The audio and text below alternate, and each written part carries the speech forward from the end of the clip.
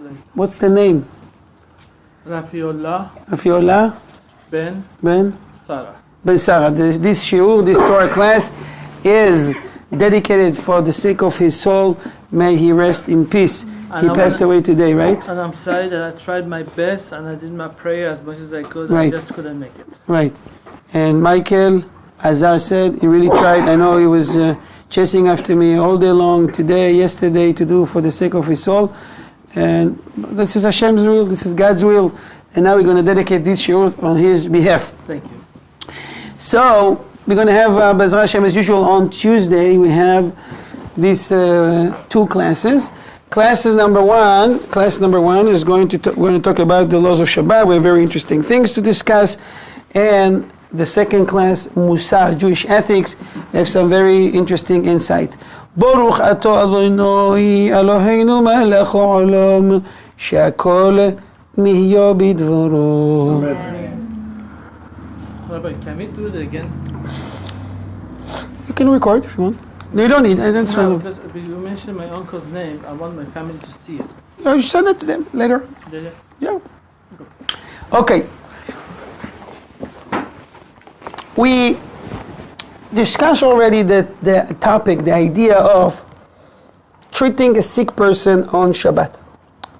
Please, I repeat this every class. People think they can desecrate the Shabbat almost on any case. Oh, you don't feel well? Boom, hospital. What's the measurement? You too hot? What is it? It's the temperature is 98. Well, what's the normal in Fahrenheit? 98.6. It's 98.7. 99. You should rush to the hospital. And this is not the case.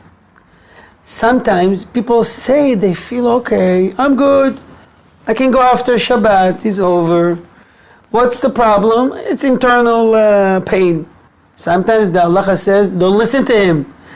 Break the Shabbat, transgress Shabbat, and take him to the hospital. So we will learn under what circumstances, in which case, one is can desecrate the Shabbat, and one is not permitted. Question? I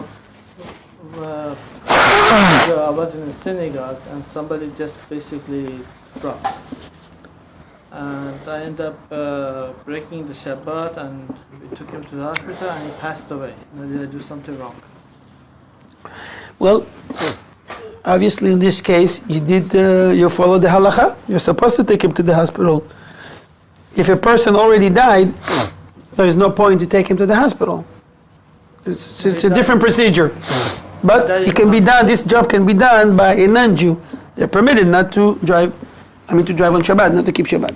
We'll get to it. Now, on Shabbat, one is not permitted to eat, but after the prayers. No. People wake up on Shabbat, let's say Tefillah prayer start at 8 or 9. So they wake up early, they make themselves breakfast, or they eat cereal or cake with coffee. This is not permitted. It's permitted only to either sick people or old people. As soon as you wake up, the halacha permits us to drink. You may drink hot coffee, tea, with milk, without milk, it's fine. Other than that, it's not permitted. Women that pray every morning, they're also under this category. They can. If they don't pray every morning, they cannot eat or drink before Kiddush, before you bless over the wine. By the way, it's every day, every morning, you cannot eat before you pray. It's prohibited. What's the main reason? It says in the halakha, Lo tochlu ala dam, don't eat over your blood. What does that mean? This verse quote, it refers to the kashrut, kosher food, about not one that is not permitted to eat any type of meat with blood. You have to drain the blood with salt, so forth and so on. But the rabbis also teach us that one cannot eat before he pray over his own blood. And you can imagine to yourself, someone goes to pray in the morning before and after eating, which prayer will be with more kavanah, with more intention, with more pain? Before? Before Shacharit in the morning, early in the morning. Why? When you eat and drink, you come before Hashem, you're already satisfied, everything is good. You're just, standing before Him, and you're going to say, Hashem, I'm okay, I don't really need it, I'm fine. When you start, when you're hungry, you feel that you're worthless. You can't bear yourself without, bear life without eating and drinking. This is one of the ideas of fast. So you see that you're just human being, flesh and blood. Without eating and drinking for a few hours, you already feel nauseous, you feel tired, you can, physically, you can, Function. you can function. And this is something to show us that you're not an angel. No. You need God. You need to ask for His need, for your own needs. When you're hungry, you know that there's someone above you, and you don't forget Him. Why one forget God? Out of wealth. Because you're full. You're full in your stomach, and you're full of yourself. Bottom line. We're going to discuss about that a little bit today. Later on, shiur. It's related to what we're going to talk. Ken. Now, why is that we are commanded to eat for Shabbat on a certain time? So Michael Azar asked a question. Why one should eat on Shabbat few meals? We eat 3 meals. Evening, morning, and before sunset. Sauda Rishona, Shniya, Shlishit, Achat, Shtaim, Shalosh. 1, 2, 3. Uno, dos, tres. Why we doing these meals? Why 3, not 4? Why not 2? Why not 10? It says in Parashat Haman, it's talking about the manna parsha. 3 times the word Hayom. Moshe give instruction to the Israelite, and he's telling them, you go today. Today you find, only today you'll find food, not on Shabbat. He says 3 times the word Hayom, and for each time he says Hayom, we say in Kiddush. There is what's the most important meal on Shabbat? The fourth meal. The third one. The third. So actually, people mistakenly think it's the first one. The third one's called by the Kabbalah Rava de Ravin. The whole power of the power of the whole Shabbat to narrow down to that. So that, and what people do usually, they eat in the evening, they eat in the morning. They're so full, they're satisfied. They can't eat anything. So that's Shilishit, the third Seudah. It's a big mistake. Chabad custom is not to do eating at all. They may eat a little bit fruit, or if they can do that, they have a minhag custom following the Rabbi to taste a little bit.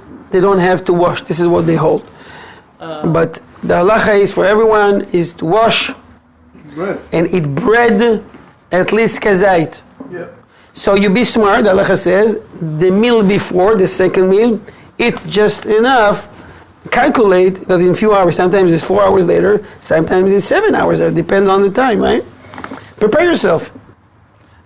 One more question. Okay. I know before I came to Dallas, as you know, I used to travel all the time. So every Shabbat I was invited to somebody's house. The amazing part was that no matter how many people came on the Shabbat table, there was always food extra left. Why is that? Because people on Shabbat making with love, with a lot of passion to satisfy Hashem and His mitzvot, and the leftover is a beracha, it's a blessing to eat during the week. And there is abundance on Shabbat, there is a special blessings that no matter how much you do, there was going to be leftover. And the taste is going to be with a special spice called Shabbat. You make the same food during the weekday, it's not the same. So why am I discussing this in regards to sick people or not? Because the halacha says don't eat. Now, the doctor says to some people, some person, he says, you need to eat before you go to the synagogue. Now, the halacha would say, listen to the doctor or don't listen to the doctor. So it might be a doctor that has no idea what Shabbat means. It could be a non-Jewish doctor. It could be a secular doctor. Doctor is not aware of the prohibition and the restrictions of not eating before the prayers. And it's every day. You may drink only before. Now many people will not understand why their prayers are not being heard. It's one of the reasons. You don't care about the Torah and mitzvot. You do whatever you like, and whatever you say, well, this is the rabbi decided, or it's out of ignorance. We are here to fix it.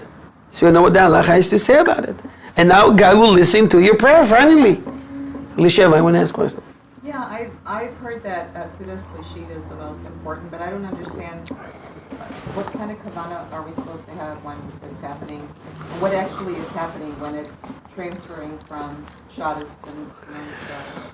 Well, there is no, you don't have to think about Kabbalah, and the Zohar explained that in depth. What's the reason why it's called Lat Ra'ava de Ra'avin? It's not the time to discuss, but you just need to do a very simple thing. Wash, eat, prepare yourself before that, and you'll see much blessing during the week.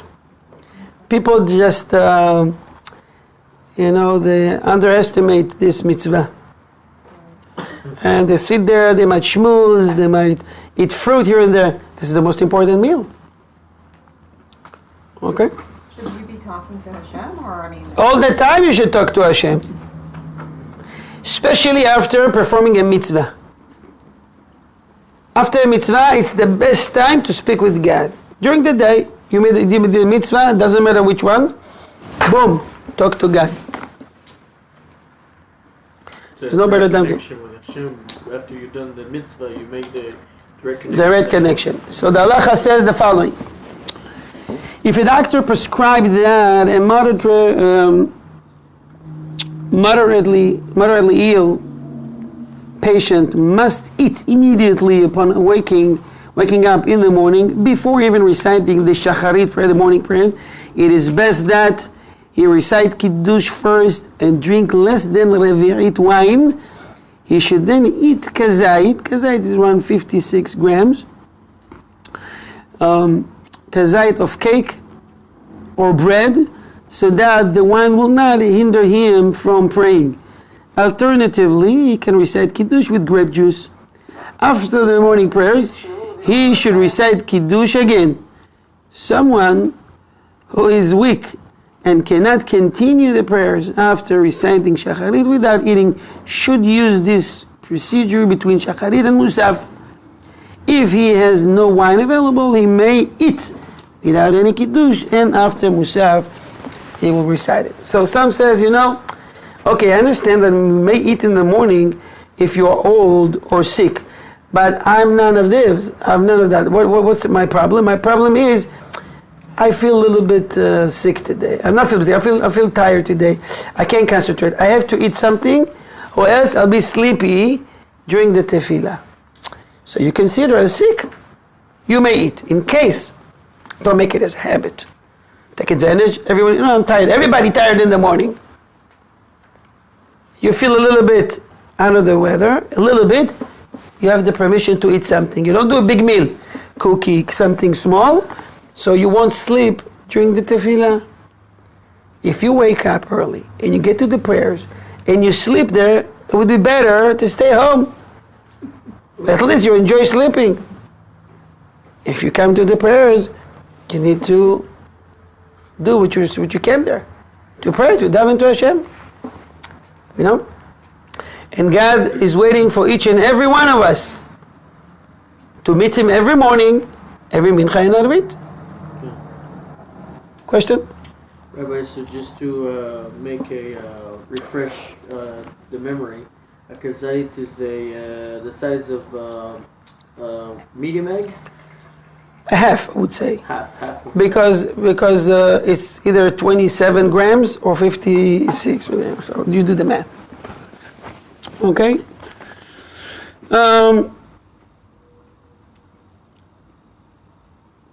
if someone, let me ask you a question. Someone was a little bit sick, or he was sick, and then during Shabbat he feels that he's getting better.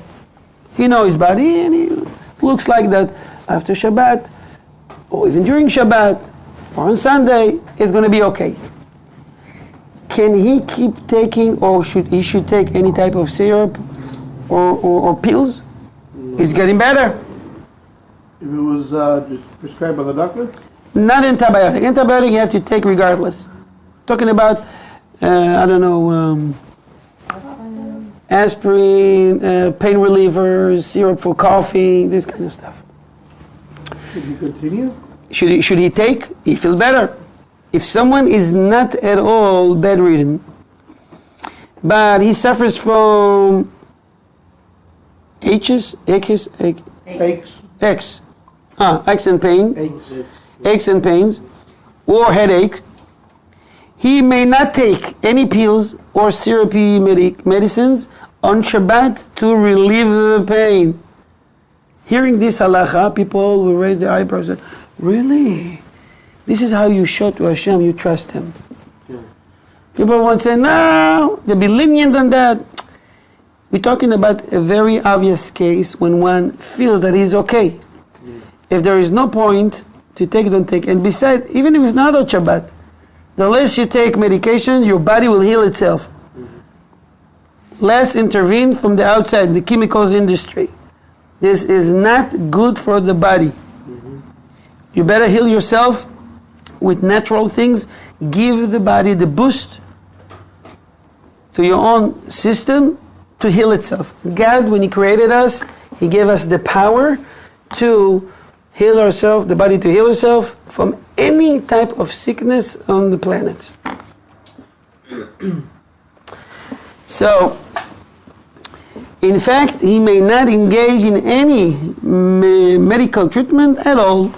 He may not even instruct a non-Jew to treat him on Shabbat. Now, in case someone started treatment with a certain medicine before Shabbat, however, he may continue to take the medicine on Shabbat. Okay? As long as it will cause him much suffering and so forth and so on. Antibiotic he has to take regardless. Okay? Anybody that listened to this Torah class, if you have any questions, right now we have the camera facing me so I can see the questions. If you have any questions, don't hesitate to ask. If somebody has diarrhea, all of a sudden, Okay? is he allowed to take To take what? Pepto-Bismol to stop it? If it gives him, if he feels uncomfortable with that, yes, he can. It's no problem. Okay, you already feel that he's not healthy. He's not 100% healthy. Okay. What about taking aspirins? Sometimes healthy people, many actually healthy people, taking aspirin. I know that many rabbis are against that. And I have a question here from Michal. What about thyroid pills? We need to take them every. Thyroid is in order to strengthen the immune system. So people taking iodine, for example. But the thyroid is to balance the also. Right. If this is some type of pills that you take every day, you may continue on Shabbat. As long as you started before Shabbat, you may keep taking it on Shabbat, including vitamins. They're fine. Aspirin, healthy people take it. Many rabbis against that because it's, aspirin may thin the blood. It's against blood. It helps with to break the blood clot. But on the other hand, the side effects it damage the liver. So you may consult your doctor. Probably would tell you that it's okay to take small dosage every day, but there is some substitutes for this. And I'm just going to tell you. I'm not recommending anything. I'm just telling you what the halacha has to say about it. Some poskim ruled that it is permissible to take aspirin or similar analgesic pills, right? Analgesic pill. Okay, analgesic pills on Shabbat, even if one suffers from only a slight headache.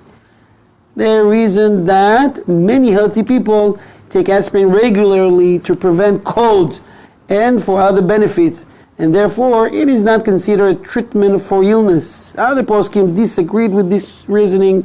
In practice, what the halacha is to say is, if someone suffers actually from a headache, he may take such a common painkiller for it. This applies in particular to aspirin, since thousands of healthy people take aspirin daily to thin their blood, and it can be considered to be merely supplement for healthy people rather than a medicine for those who are ill. Okay? So we clear on that. What time is it, by the way? I don't have a clock here. Huh? 8:04. Can you tell how long we have this? You have to, hold on, go to Okay, you check it out and let me know. 20 minutes. Okay, 5 more minutes. Yeah, How 20 minutes. about if somebody has a mental sickness? Okay. And he needs medications to calm him down that he may take. Not only that, he just You know, he starts acting you know what crazy, you- eats, he starts You know that. There's some people that if they don't eat, they become very. Yeah, they may take. They should not stop any medications. I was treating someone that has. There's a process I go 6 steps by the Rambam Maimonides to treat people that has these kind of issues, either depressions or anxiety and so forth. All of it together. And this treatment, Baruch Hashem, is so beautiful. And I always tell them never to stop whatever they're taking right now. So I had someone that I was treating, it was maybe, 8-9 months ago, and this person took the medication. Today, right now, I'm not going to say he or she, it doesn't matter right now, but stop taking it at all, following the steps, feeling, I don't know if it's 100%, but completely it's a different person. Just need to maintain what we've learned, and boom, it's a big change. It all starts inside the man. The Rambam gives you the tools, you fix it. But sometimes in order to speak with that person, you need to take medication, or else he won't listen to you. He's wandering around the room. You have to sit down. Sometimes the medication just calm him down so he will listen. But after that, we teach him how to get rid of it and throw away all the anxiety and the tum'ah. By the way, there's some things that lead the person to get out of the blue anxiety.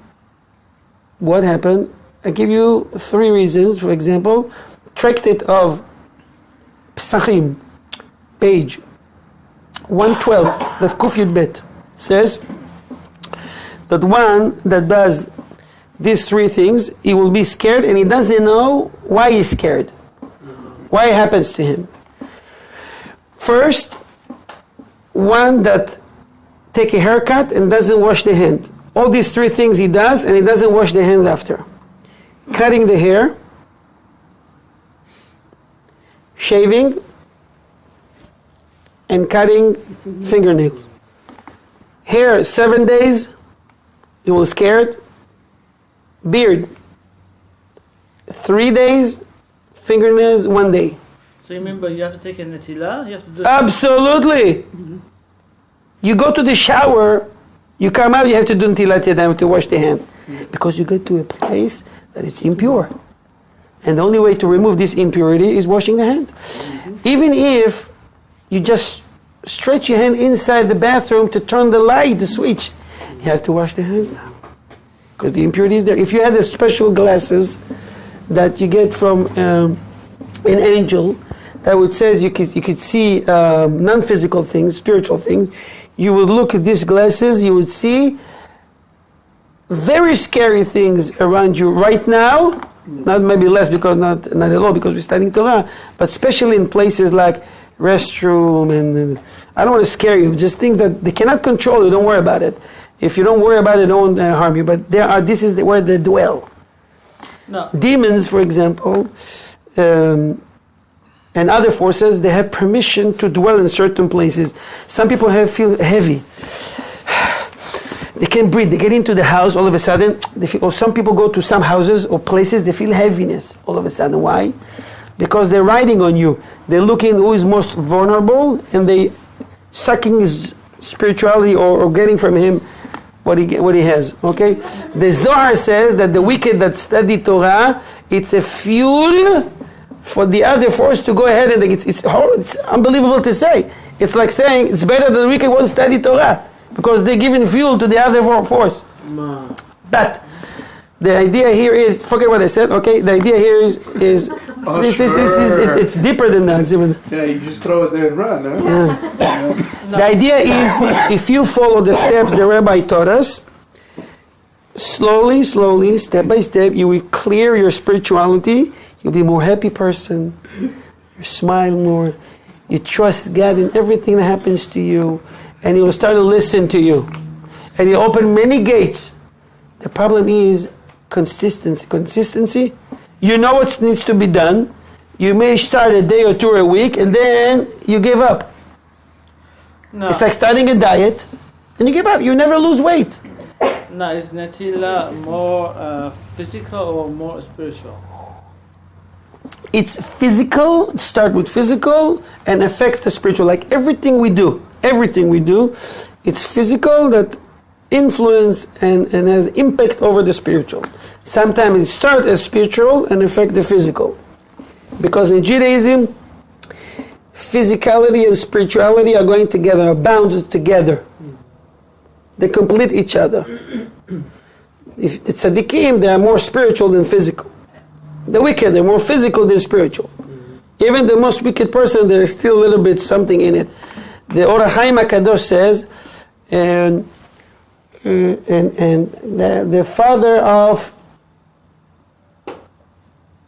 the father of the Chesed LaAvraham, the father of the Hida, he says in his book Chesed LaAvraham that, and Or HaChaim HaKadosh also says that even the most wicked thing, evil thing, there is little bit kedusha, holiness in it.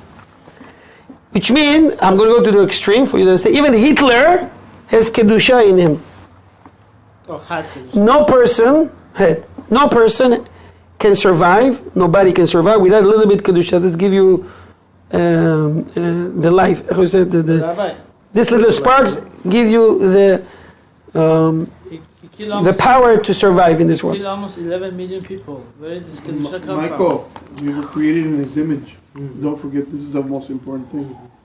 Even the wickedest person is still created in the image. Of course, this person, let's like in battery.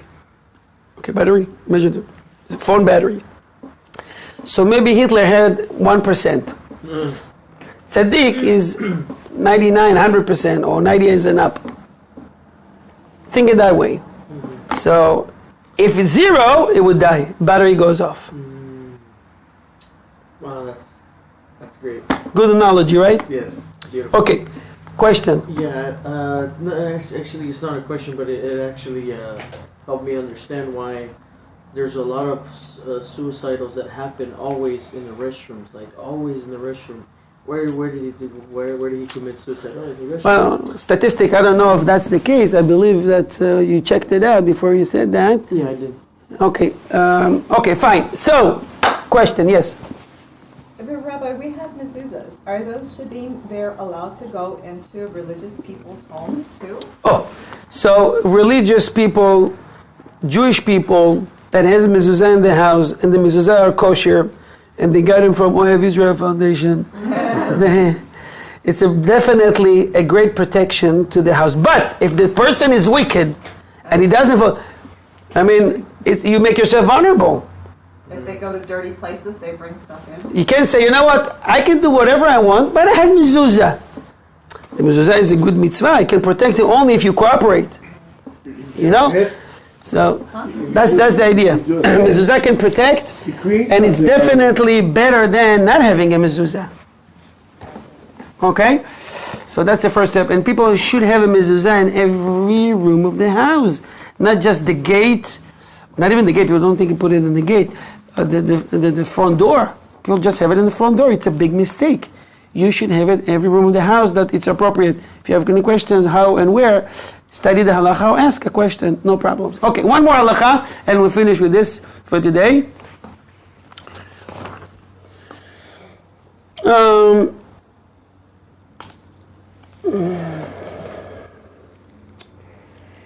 Sometimes we need to use the help of a non-Jew in order to help maintain a sick person.